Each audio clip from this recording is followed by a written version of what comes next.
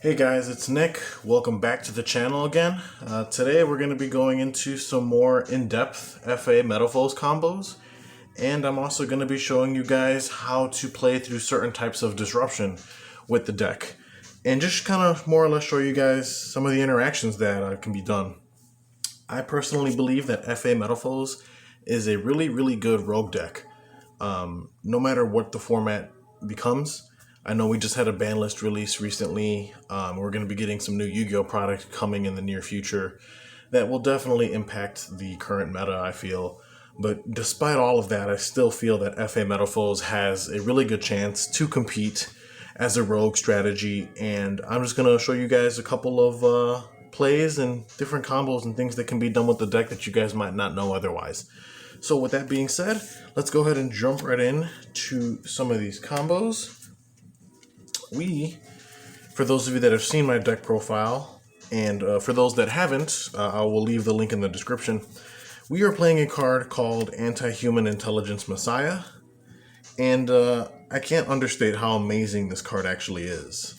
For those of you wondering, this version of the deck is not running Magician Souls, but this card functions as a pseudo replacement for it. And to be honest, after testing with this card, I find it to be a lot more relevant than Magician Souls ever was. Not saying that Souls is a bad card, but I think Messiah has way more utility than Magician Souls ever had. So let's go ahead and show some simple... realistically, this can be anything. So, for those of you that don't know how this deck works, FA have a lot of field spells that all have effects when they're destroyed by card effects. And Metalfoes just happen to have pen scales that pop face-up cards you control to set Metalfoes spells and traps from your deck. You basically use the Metalfoes scale effects to blow up your field spells, and then you generate like really insane amounts of advantage off of that because you go +2 in the exchange. Now, what's cool about Messiah is that he effectively turns the Metalfoes pieces... he specials himself by sending a Metalfoes or Pendulum monster from your pen zone or hand to the extra deck face up, and then he can special himself as a free extender. What's cool about this is that Messiah has a 2500 beater, so it's basically a free special summon from hand, and because of his attack, he's able to beat over cards like Shadal Winda, which would usually stun most people out, but we have a pretty easy out to it. We have other outs to Winda as well, but this just happens to be one of them. But with that being said, let's just start with a simple 3-card hand. We play a lot of field spells in this deck. So the field spell I've chosen for the combo is going to be Off-Road. And then we play a lot of Metalfoes in the deck as well. Realistically, because of the amount of Metalfoes and field spells you play, these 2 cards could effectively be any field spell and any Metalfoes. It does not have to be Off-Road, Grand Prix, or Silvered specifically. Like I said, opening a field spell and a Metalfoes happens very often in this deck because you're playing so many. So it's not impossible to see a hand like this. So with that being said, let's go ahead and get started. So this is my 3-card hand. Hopefully you guys can see that okay. Anyway, we're going to go ahead and activate our field spell here. We're going to go ahead and activate our Metalfoes Silvered on our pen scale. Activate Silvered effect, target the field spell to destroy it, which will send it to grave. And then we are going to set a card off of Silvered. Now in this case, what we're going to be going for, since we have the Messiah in hand, we're going to be searching for a Para-Metalfoes fusion. So we'll go ahead and set that to field. And then because our field spell is destroyed, we're going to go ahead and activate the effect to search a FA card from deck to hand. Now what's cool about this is we can grab a card like UA Hyperstadium, for example, which is treated as an FA card no matter where it is. You can also search directly for Auto Navigator as well. Auto Navigator, for those of you who are unaware, is this deck's like main starter and extender and playmaker. But in this case, we're going to search Hyperstadium first just to deck thin a little bit. I'm not going to bother shuffling, obviously, because we're going to just go back in the deck and search anyway. So now this is what our hand currently looks like. So we're going to go ahead and activate our copy of Hyperstadium in the field zone. And on activation, it's going to let us add an FA monster from the deck to our hand. In this case, we will be searching for the Auto Nav. And then what's going to happen is we have Messiah in hand. and we have a Metalfoes in the pen scale that's already fulfilled its purpose. So what we can do is activate Messiah's effect by revealing it in our hand to our opponent, taking this pendulum monster that's in our pen scale, sending it to our extra deck face up, and then we can go ahead and special summon the Messiah from our hand as a free body. Now what's nice is that this does not consume the normal summon, obviously, it's just a special from hand. Now Messiah, like I said himself, is 2500, so it's pretty formidable. It can beat over things like Shadal Winda if you're like stuck in a Winda lock, for example. But also it has a really crazy like floodgate-like effect, where basically if another monster or monsters is special summoned while I control the Messiah, during the end phase of the turn, you send those monsters to the graveyard. What's crazy about this is that Messiah no longer has to be on field for that effect to resolve. So what I mean by that is, let's say your opponent summons like 2 cards, for example, whether it's a normal or a special. Messiah sees that those 2 cards were summoned while he was still on board. So let's say your opponent commits a play and deals with the Messiah. Even during the end phase, since Messiah's not on board, Messiah's effect to send those monsters that were summoned while he was on board still triggers. So he still sends those 2 cards that were summoned to the graveyard. And it's a send, not a targeting, not a destruction. So it's a really crazy effect. So Messiah overall is a really, really great card. But either way, getting a little bit off subject, what we're going to do here, before we commit the summon of our Auto Navigator, let's say your opponent has a monster or, effect that you're worried about a negation, for example, or they have like back row that you want to bait out before committing to your, play starter. What we can do here is activate the Metalfoes fusion that we searched off of our Silvered. And what this allows us to do is fusion summon a Metalfoes fusion monster from our extra deck using up to 1 monster each from our hand, field, and or face-up extra deck. So what Messiah effectively does here is he basically turns our Metalfoes monsters into like 1.5 card fusions, because you've effectively fulfilled the requirement for Metalfoes. Since you have a Pendulum on field and you have one in your extra deck, you're instantly able to activate the spell to fuse both the Silvered as material from the extra deck and the Messiah on field, and you're able to go into a card called Metalfoes Mithrillium. Metalfoes Mithrillium is really, really cool. This card cannot be understated in a Metalfoes FA build. And the reason for that is because she's also a really good stat. She's 2600, so she's 100 attack more than Messiah was. But she has 2 really interesting effects. Also, her material, she's very generic. She just requires a Metalfoes monster and any Pendulum monster to be used as material. That's why I was able to use the Metalfoes Silvered and the Messiah to make this card, for those of you who are questioning that. Either way, she is a level 6 fire psychic monster who has 2 effects. Her first effect is that I can target 2 Metalfoes cards in my graveyard, which I already have. I have Metalfoes and I have a Silvered, and 1 card on the field. So that's cost. And she can target any card in the field.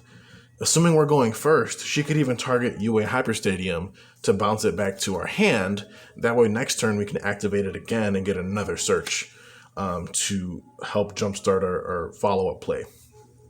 But in this case, let's just assume that we're trying to bait something from the opponent because we're worried about like a back row or some sort of monster they have in their field. Metalfoes Mithrillium can target the 2 Metalfoes cards in the graveyard and the 1 card on board. So let's just assume they have a monster or a back row. It can be either or in this case. So you target that monster or back row, and what's going to happen is if the effect resolves, Mithrillium will shuffle back the 2 Metalfoes cards that were in the grave back into my deck, and then she'll bounce the targeted card on field to the hand. That kind of effect is pretty strong because that will definitely proc some sort of response from the opponent.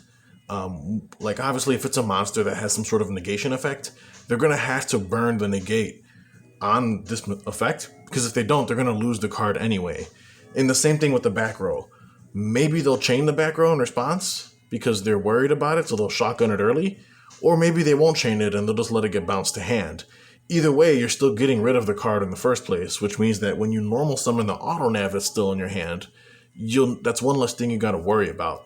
And that's really what I like about this engine, is that you can preemptively go into Mithrillium to out threats if you're going second and you're worried about things. And that's something that I think people kind of take for granted because they feel like FA Metalfoes is a big glass cannon where like, a simple hand trap can stop them. And while that may be true in some cases, depending on your opening hand, for the most part, they can play through a decent amount of disruption. And they have some really insane cards that they, play within archetype that have really, really cool effects. And that's why I feel like this deck is just good generically, no matter how the format looks. This deck can be played as a rogue strategy, which is cool. So what's nice about this is that's Mithrillium's first effect. If it resolves, fantastic. You basically recover graveyard resources and you spin a card on field. If it doesn't resolve, let's say they chain something that's going to like negate the Mithrillium and destroy it. What happens is that if Mithrillium is sent from the field to the graveyard, this is her secondary effect, I can special summon a Metalfoes Pendulum monster that's in my graveyard or a Metalfoes Pendulum that's face up in my extra deck. So what that means is that even if they like negate and destroy the Mithrillium, she'll get sent to the graveyard and she's still gonna float. Basically, since her effect was negated, the silver she had targeted in grave was never shuffled back, obviously. But now that it's still in the graveyard, she's able to summon the silver back to the field. Which means that even if the opponent deals with the Mithrillium, she still replaces herself with another body on board. Which again, you haven't even normal summoned yet. So when you summon your auto nav, you're still going to have two bodies to either make a synchro play or a link play with. Which is kind of insane. And that's something that, again, I think people overlook. Now, the effect to bounce, shuffle two back and bounce one card on field is once per turn, but the effect to float is not. Also, something else to note is that you can fusion summon a Mithrillium using another Mithrillium as material, just because it requires a Metalfoes monster and a pendulum. And Mithrillium is a Metalfoes monster, obviously. So that's something cool, and I do play a second copy of Mithrillium in my extra deck for that reason.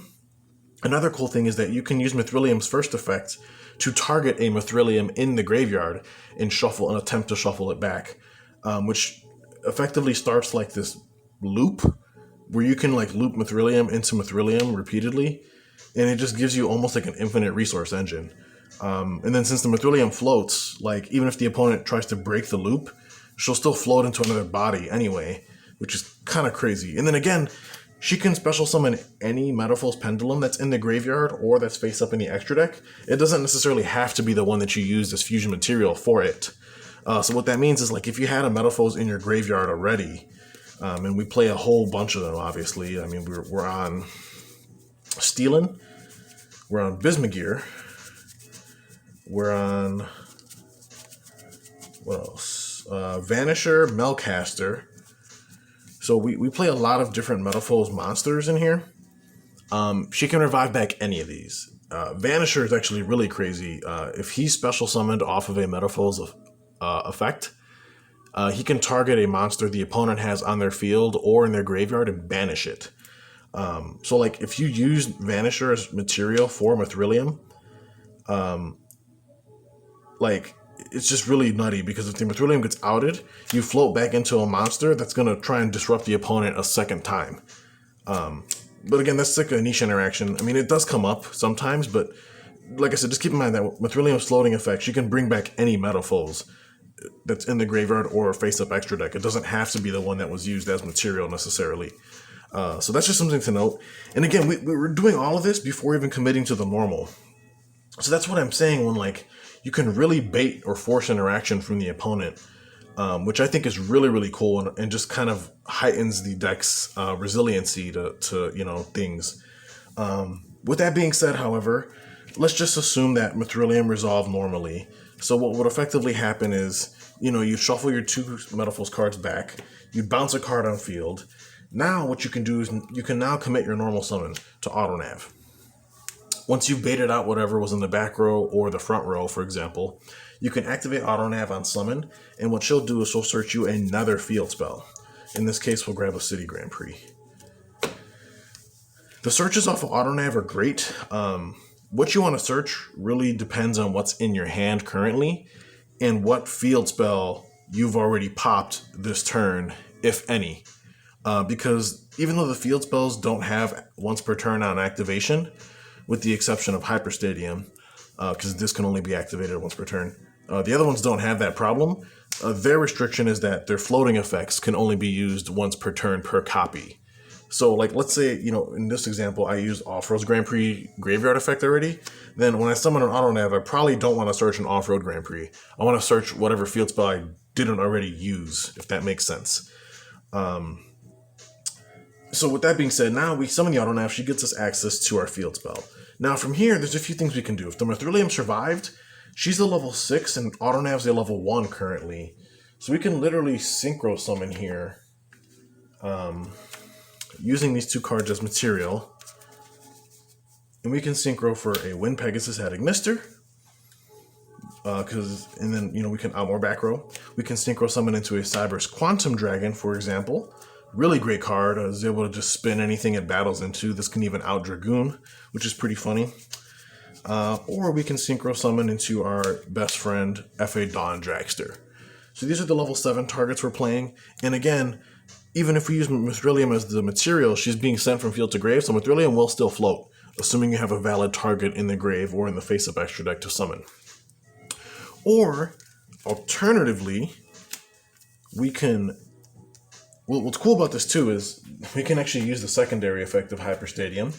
Since we have a field spell in hand, we can pay 1,000 of our own life points, reveal another field spell in hand, and this turn, we can normal summon an FA monster in addition to our normal summoner set, even if Hyperstadium were to leave the field. And this is always good to use, just to ensure that you kind of have a way to follow through if they like Nibiru you, for example. And we'll get into how we're playing around, or through Nibiru, I should say, in a bit, because that's something I want to talk about too. Because I know a lot of people always bring up that argument against like combo decks. It's like, oh, well, it loses to Nibiru. That's not really the case here. FA does have solutions to those issues, which is kind of funny. Either way, so you want to use that effect, obviously, just in case you have another FA in hand. At least if your board gets like totally fucked, you can still normal summon again this turn. And at least like try to put more pressure on board. But either way, we can send Hyperstadium to grave to activate City. And City Grand Prix gives our FA monsters 2 levels during the main phase. So Autonavs will become a level 3, which means that using Mithrillium and Autonav, we can actually synchro summon for a level 9 synchro instead of a level 7 if we activate the field spell. And that would give us a Motorhome Transport or a Stellar Wind Wolf Riot, which I think is still really cool. Or, obviously, we are playing Halqifibrax, so you could just hold the field spell in your hand, and then what you would do is you would just link summon into Halq using the Autonav and Mithrillium. Summon out the Halq. I'll just run through the combo real quick, that way you guys can kind of see it, just in case anyone doesn't know how it works. Halq's going to activate, we'll special summon Despot 1 from deck. Then we're going to link off the Halq and the Despot to go into a Aurora Dawn. Real quick too, something else I want to point out is that, here, let's backtrack a little. Getting back to the Halq play, let's just assume that we use the Autonav and the Mithrillium for Halq.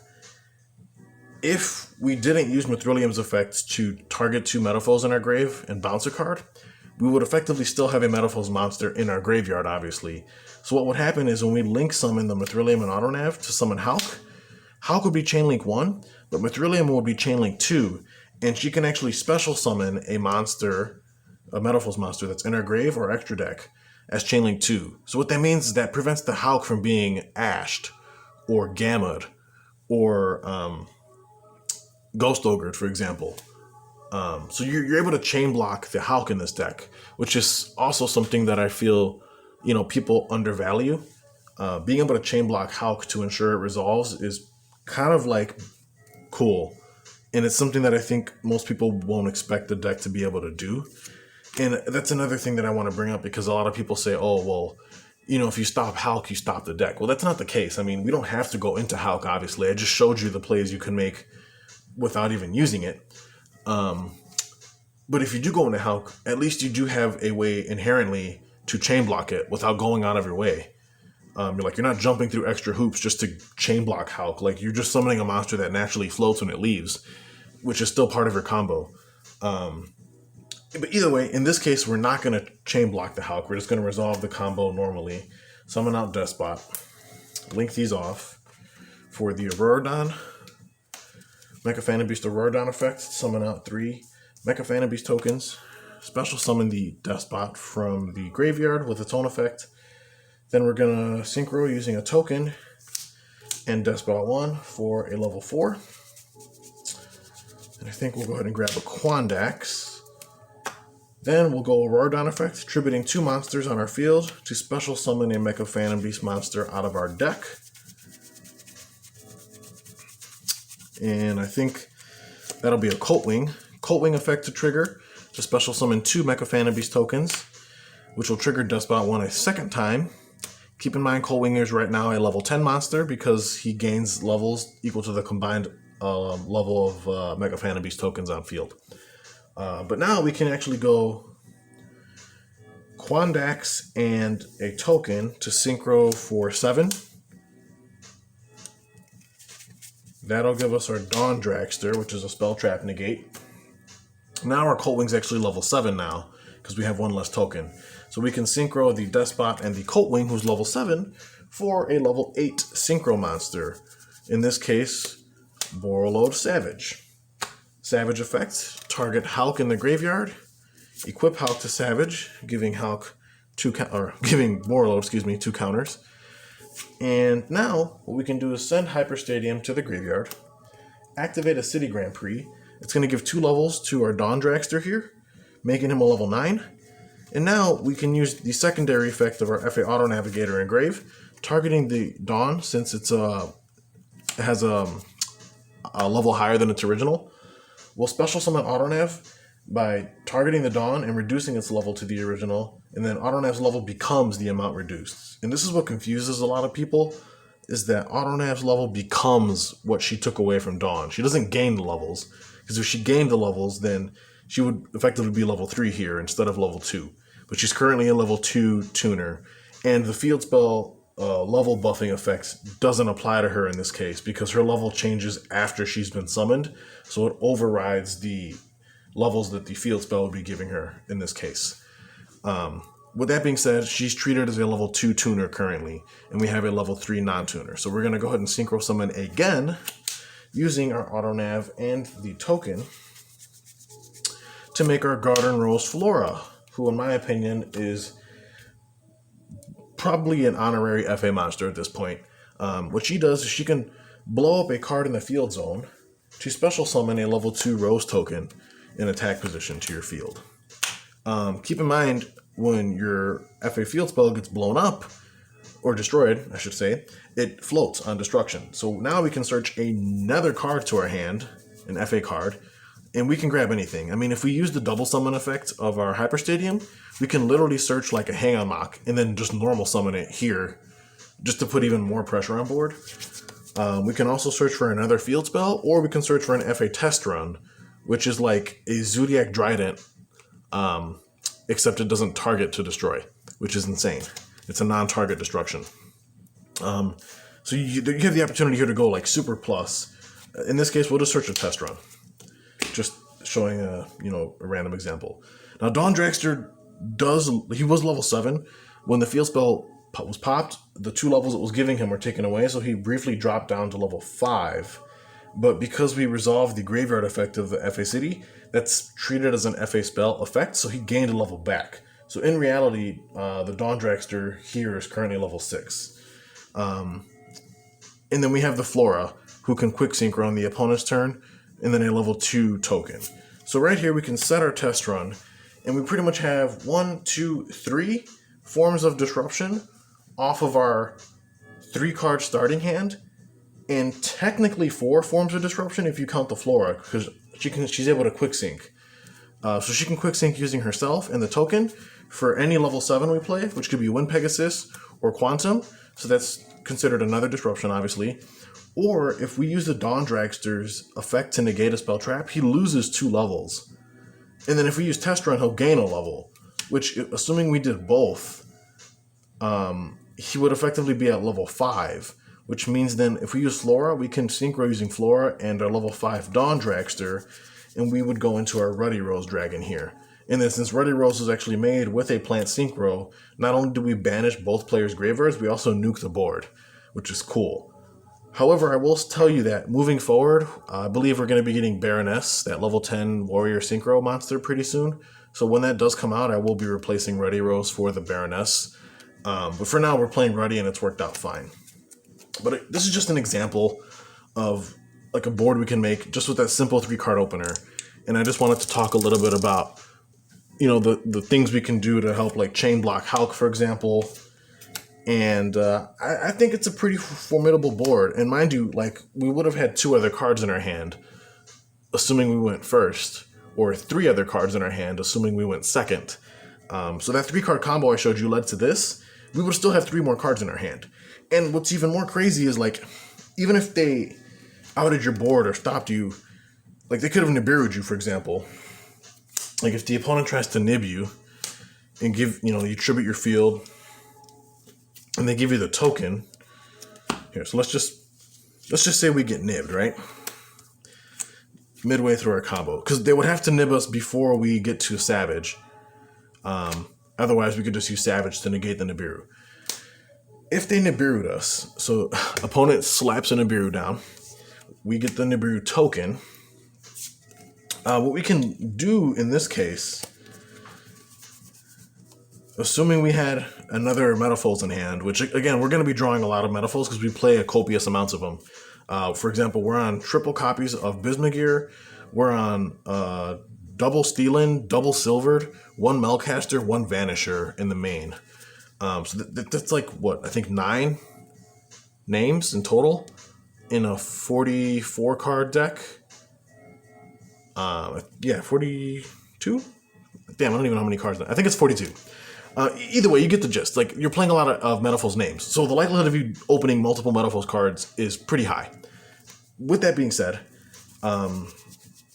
you know that we can use the Metalfoes to, like, pop stuff or whatever.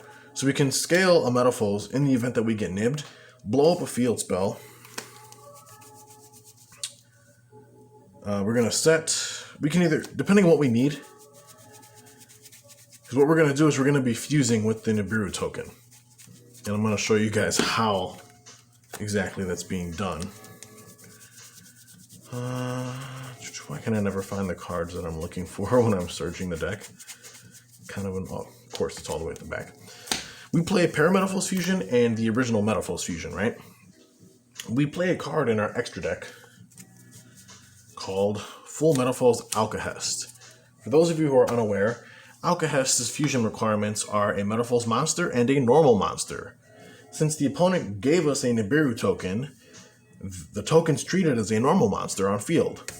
We can literally fuse into an Alcahest using the Nib token that they gave us, as long as we have access to either Parametalfoes or Metalfoes Fusion, which obviously isn't hard since all of them are searchable off of your pen scales.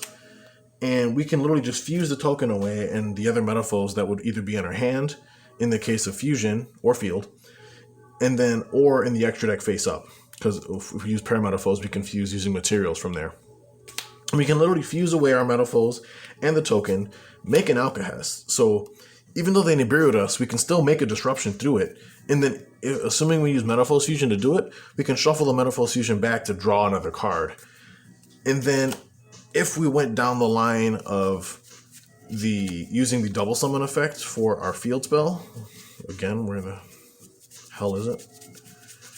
Hyperstadium. If we used Hyperstadium earlier in the turn to get the double summon off, after they Nibiru us, we can still normal summon something like a Hang on Mock. And then, depending on what else is in our hand, or, you know, if we popped a field spell, obviously, to search, like, one of the spells, we can always grab access to another field spell.